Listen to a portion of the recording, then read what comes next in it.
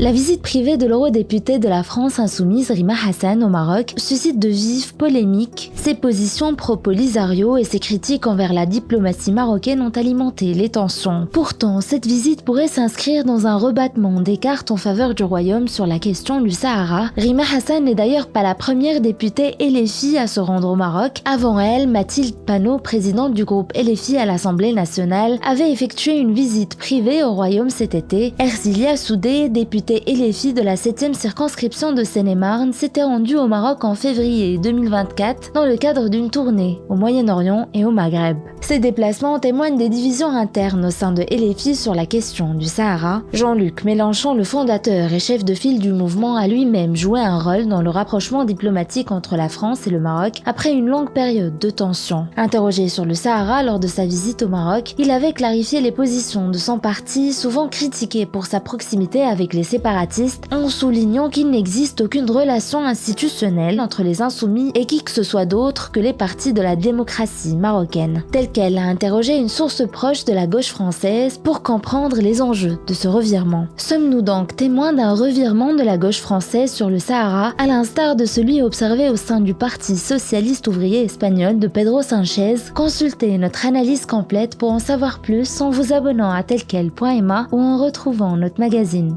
en kiosque.